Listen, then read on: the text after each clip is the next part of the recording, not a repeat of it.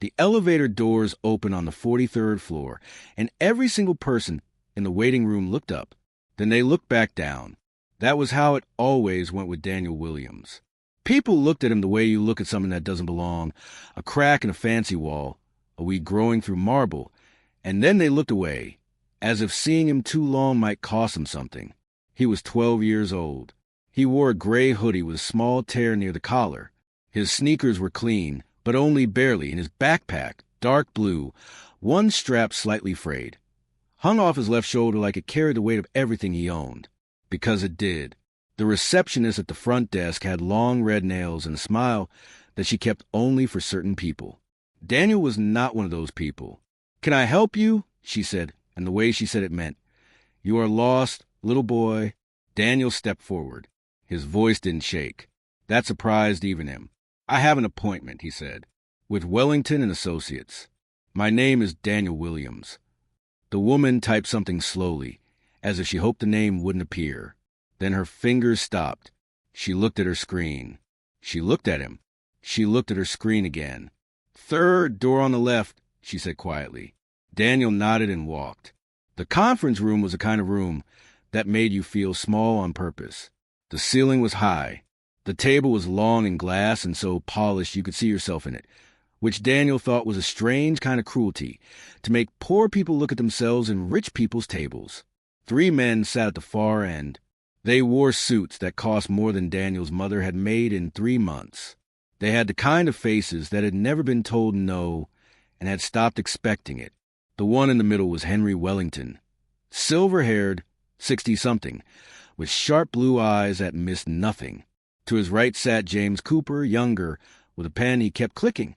And to Henry's left, the one who made Daniel's stomach tighten the moment he walked in, was Khaled Rashford. Daniel knew that name.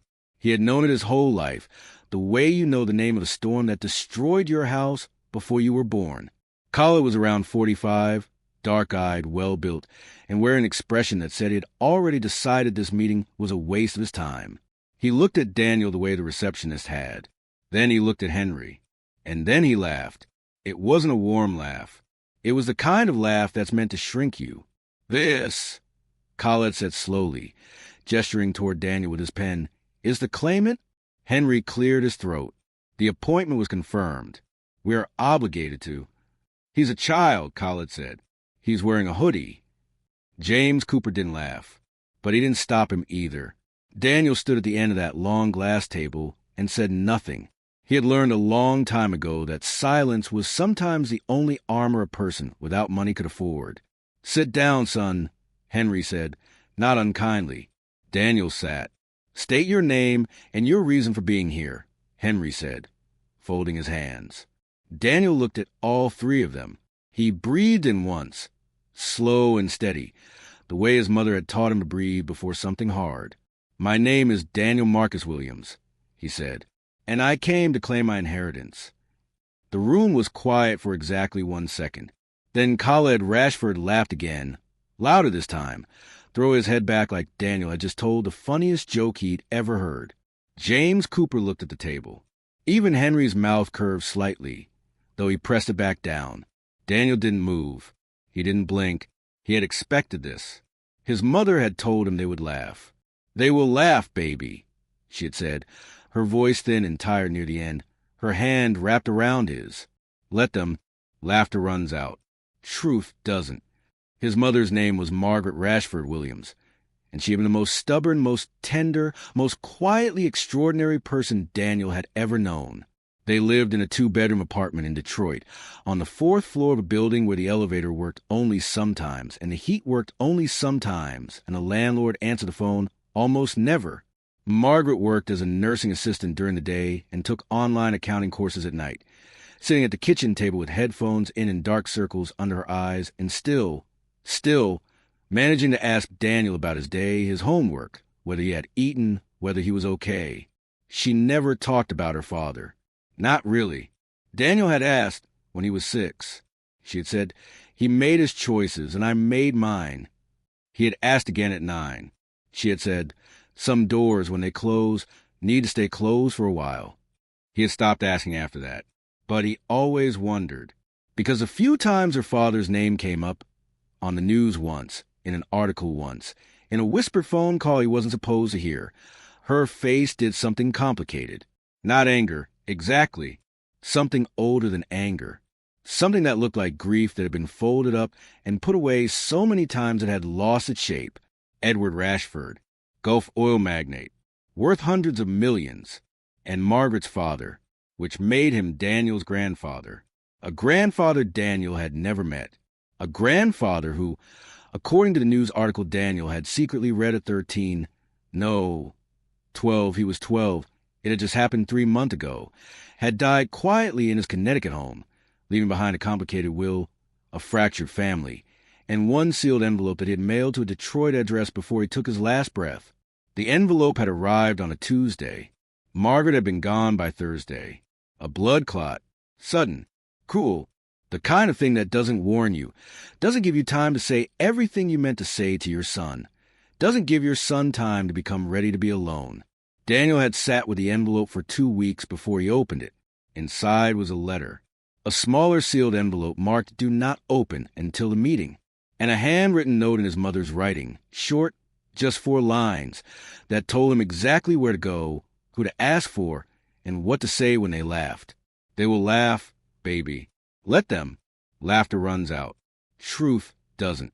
He had taken a Greyhound bus from Detroit to New York City. 18 hours.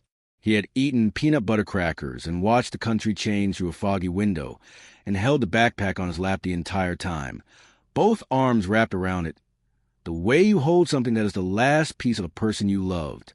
Now he sat in a room that smelled like money and leather and power, and 3 men were staring at him, one of them still chuckling softly, and Daniel reached into his backpack. He placed a sealed envelope on the glass table. The sound it made was very small, but something about it made Khaled Rashford stop laughing. "My mother told me to give you that," Daniel said, "and she told me not to open it until all 3 of you were in the room." The 3 men looked at the envelope, then at Daniel, then at each other. Henry Wellington leaned forward slowly. On the front of the envelope, in faded but unmistakable handwriting, was a name and a seal. The seal of Edward Rashford. The room had been warm a moment ago. Now it felt very, very still. "Open it," Daniel said quietly. Henry Wellington picked up the envelope, the way you pick up something you're not sure is real. He turned it over once. Then again. His fingers traced a wax seal, deep burgundy, pressed with a Rashford family crest, an eagle with its wings spread over 2 cross lines. Henry had seen that seal hundreds of times over 30 years of managing Edward Rashford's estate. He knew it the way a sailor knows the shape of his home shore. His face changed, just slightly. But Daniel was watching closely, the way children who grow up with very little learn to watch adults, reading every muscle, every flicker, every small betrayal of feeling that grown-ups think they're hiding. "Where did you get this?" Henry asked. His voice was different now, quieter. "My mother kept it," Daniel said. "She said her father mailed it to her 3 weeks before he died. She never opened it. She said it wasn't hers to open." Khaled leaned forward. "That's a very convenient story." "Khaled," Henry started. "No." Khaled's voice was sharp and flat. "I'm sorry, Henry, but we are not going to sit here and let a child walking off the street with a backpack and a letter, and suddenly we're supposed to hand over a $47 million estate. My uncle spent his whole life building that legacy. I am not going to watch it get picked apart by a what?" Daniel said. The room went quiet. It wasn't that Daniel said it loudly. He didn't. He said it the way his mother used to say hard things. Softly, clearly, without anger, which somehow made it land harder than shouting ever could. Khaled closed his mouth. James Cooper put down his pen. Henry looked at Daniel for a long moment, and something in his expression shifted. A wall coming down, brick by brick, almost too slow to see. "Open the envelope," Daniel said again. "Please." Henry broke the seal.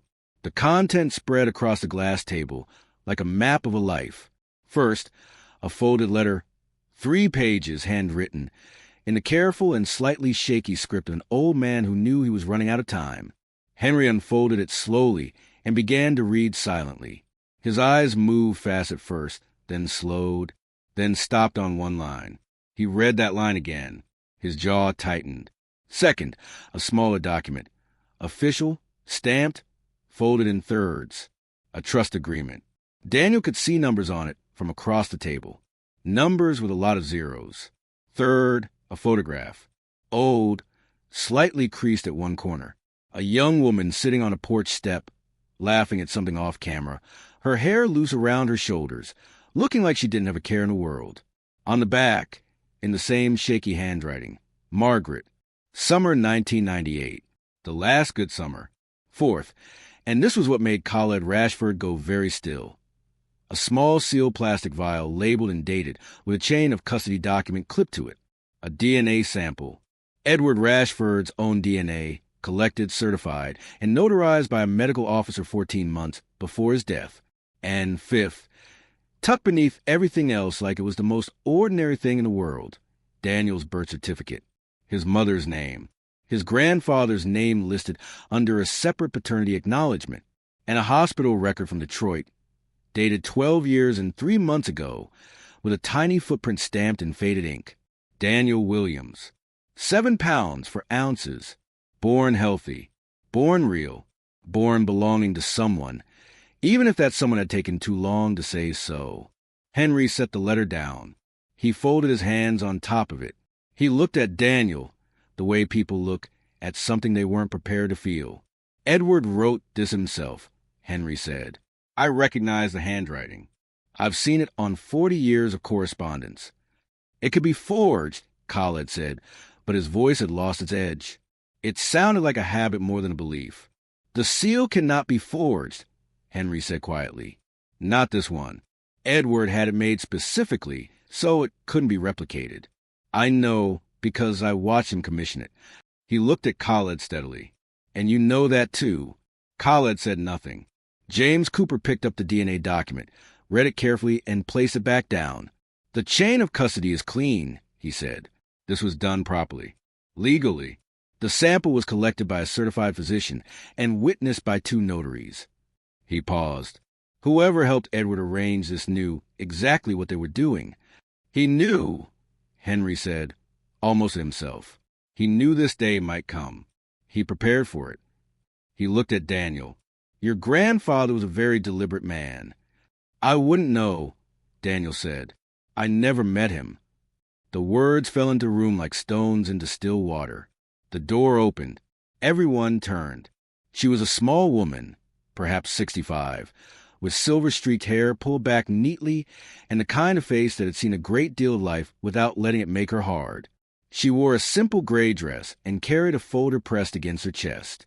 Rosa, Henry said, surprised. I didn't know you were. Mr. Wellington asked me to come, she said simply, glancing at Henry. He called me last week. He said that if a boy came, a boy named Daniel, I should be here. She looked at Daniel then, and her eyes did something complicated and warm at the same time. He described you, she said softly. He said you would have your mother's eyes. The room was very still. Who are you? Khaled asked. My name is Rosa Delgado. I was Mr. Edward Rashford's housekeeper for 22 years. She sat down without being invited to, which somehow seemed completely right. I was with him at the end. She opened her folder and placed a single sheet on the table. It was a handwritten statement, signed and notarized, dated 2 weeks before Edward's death. He asked me to write down what I saw and heard. Rosa said, in my own words, so that no one could say it was his lawyers talking or his money talking. She folded her hands. He cried when he wrote that letter.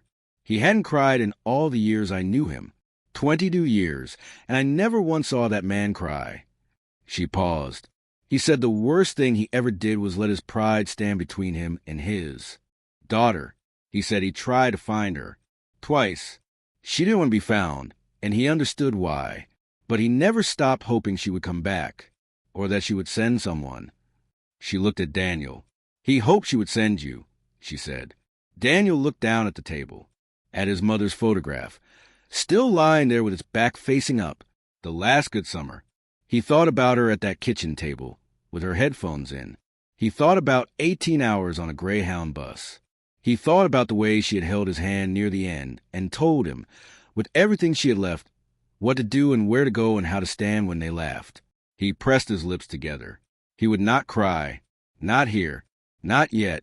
The trust, Henry said carefully, breaking the silence. I need to read you the exact terms. He unfolded the document and cleared his throat. The Edward James Rashford Family Trust, revised 14 months prior to the date of death, designates the entirety of the following assets to Daniel Marcus Williams, biological grandson, upon verified proof of lineage. Henry paused. The assets include a Connecticut estate valued at approximately $19 million, a commercial property in Manhattan valued at approximately $16 million, a Cape Cod vacation property valued at approximately $8 million, and a cash and investment portfolio totaling $4,200,000. He set the document down. Total verified estate value, $47,200,000. The number sat in the room like a living thing. James Cooper let out a slow breath.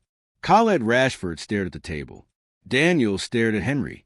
All of that, Daniel said slowly, is mine. If the DNA verification matches, which, based on this documentation, I have every reason to believe it will, then yes, Henry said, all of it is yours, to be managed in trust by this firm until you turn 21. Khaled pushed his chair back slightly.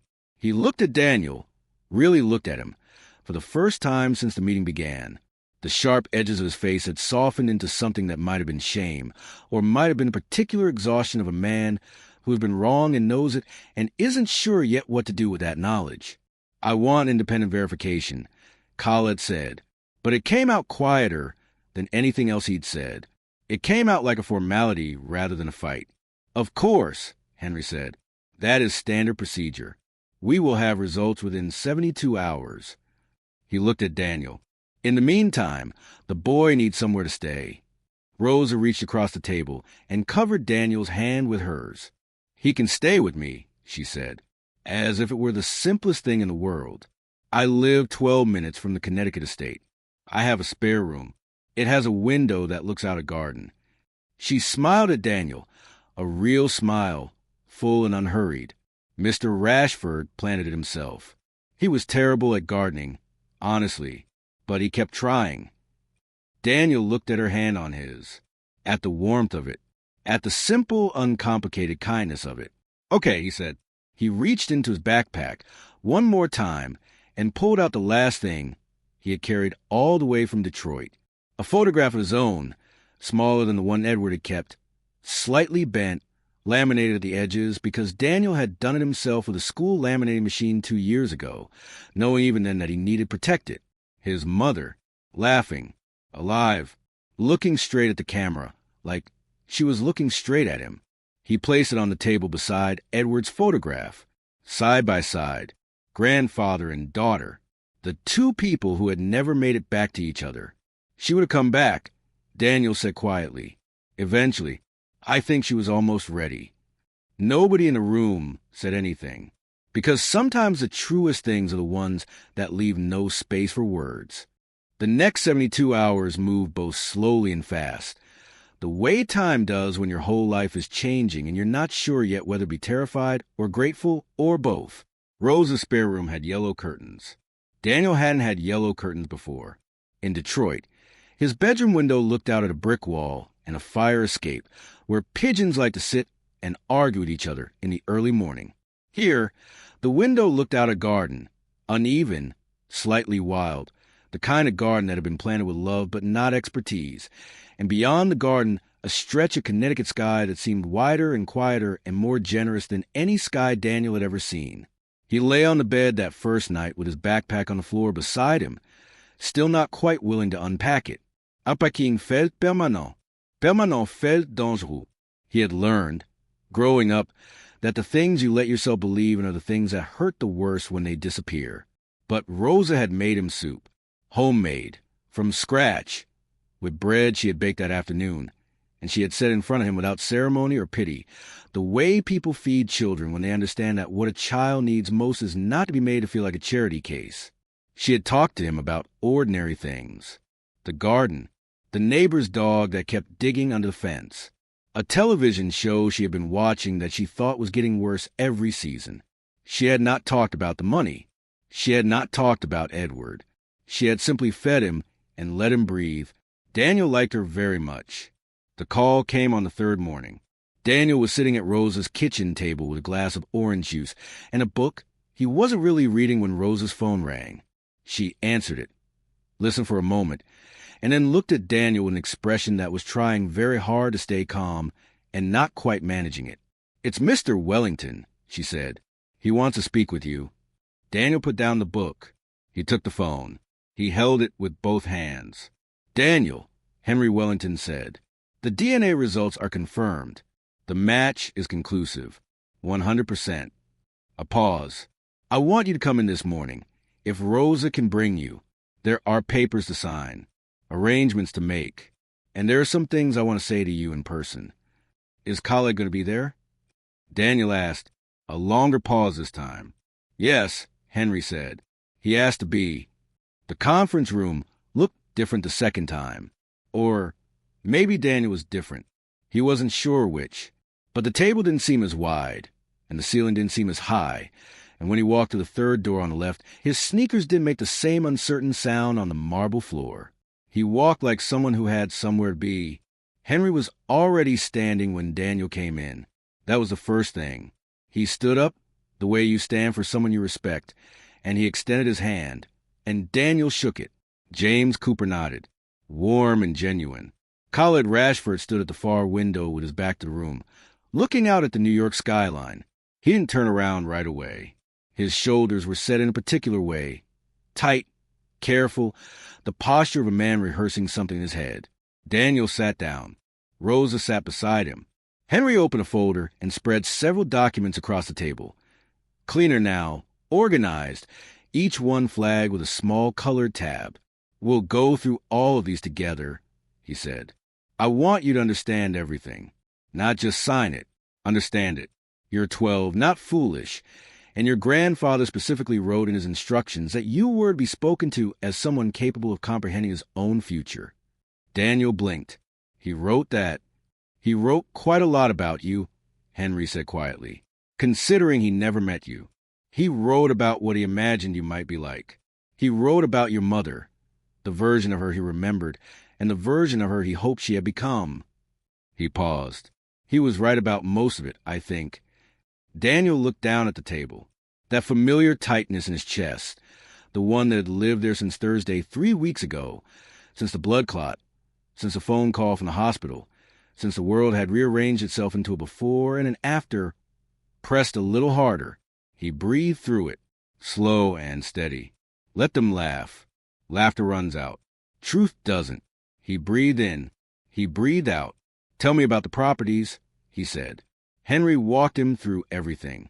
The Connecticut estate first.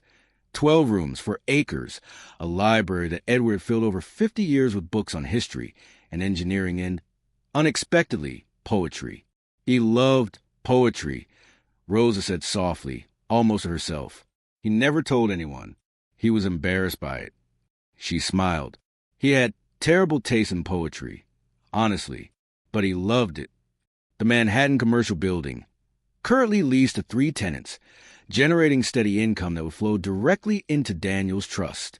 The Cape Cod vacation home, winterized and waiting, sitting on a bluff above the ocean with a porch that faced east, so you could watch the sun come up over the water. And the money, the $4 million in cash and investments, structured carefully, conservatively, with a monthly distribution arranged for Daniel's immediate needs, school fees, living expenses, clothing, whatever a 12-year-old boy required to grow up without fear.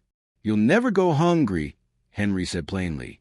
"I want you to hear that clearly, not as a legal statement, as a human one. You will never go hungry again." Daniel nodded. He trusted himself to nod. He didn't trust himself to speak. Khaled turned from the window. He walked to the table slowly and sat down across from Daniel, and for a moment the two of them just looked at each other. The man who had laughed and the boy who had let him. "I owe you an apology," Khaled said. He said it like a man who didn't apologize often and was doing it anyway because it was right. "The way I spoke to you when you walked in, that was wrong. It was arrogant, and it was wrong. Daniel considered him. You were protecting what you thought was yours. Yes, I understand that, Daniel said. I used to protect things that were mine too. I didn't have much, so I held on tight to what I had. He paused. I'm not angry at you. Khaled looked like he hadn't expected that. Like forgiveness from a 12-year-old boy in a torn hoodie was somehow more disarming than any argument a lawyer could have made. Edward talked about your mother, Khaled said after a moment. When I was young, he never said much, but when he did, he stopped, started again. He looked the way people look when they've lost something they know was their own fault to lose. He met Daniel's eyes. She was very loved, even when he was too proud to show it. She was always very loved. Daniel reached into his backpack, the old habit, the safety of it, and pulled out his mother's photograph one more time. He placed it on the table between them. Margaret, laughing, alive, looking straight at whoever was holding the camera, like she was daring the world to make her stop. I know, Daniel said. She was.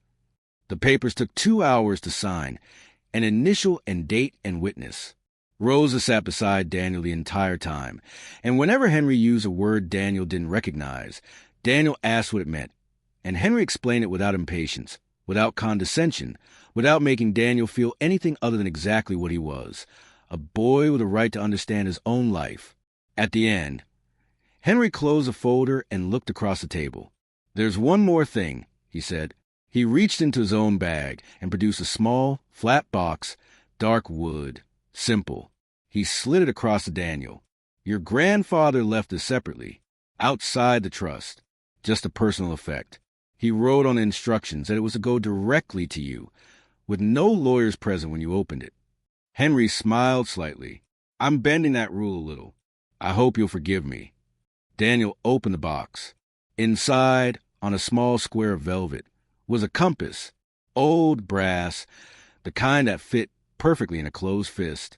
Engraved on the back, in tiny, careful letters, were 4 words. Find your way home. Daniel stared at it for a long time. Then he closed his fingers around it. They drove to the Connecticut estate that afternoon, Daniel and Rosa in her small blue car. Henry followed behind in his, the autumn trees lining the road turning gold and red, in particular burning orange that makes you feel like the world is trying very hard to be beautiful for you specifically. The house sat at the end of a long driveway, large and old and solid, with ivy growing up one side and windows that caught the late afternoon light and held it. Daniel stood in the driveway and looked at it. Rosa stood beside him with her hands in her coat pockets, not saying anything, understanding that some moments need quiet the way they need air. A boy from a 4th-floor Detroit apartment. A boy who had eaten peanut butter crackers on a Greyhound bus and held a backpack like a lifeline and walked into a room of laughing millionaires and said, without flinching, I came to claim my inheritance. He reached into his pocket and held the compass in his closed fist. He thought about his mother at the kitchen table, her headphones, her dark circles, her fierce, uncomplicated love, the way she had known, even at the end, even with so little time, exactly what he would need and exactly what to say. Truth doesn't run out, baby. She would have loved this garden, Daniel said. Yes, Rosa said. She would have. Daniel picked up his backpack. He walked toward the front door. He put his hand on the handle. He opened it and went inside. Welcome home, Daniel Williams. Not because of the $47 million. Not because of the Connecticut estate or the Manhattan building, or the Cape Cod house with the east-facing porch, but because truth, quiet, stubborn, patient truth, had waited 12 years for this moment. Because a mother's sacrifice had carried her son across 18 hours of dark highway to a room that tried to laugh him away and couldn't.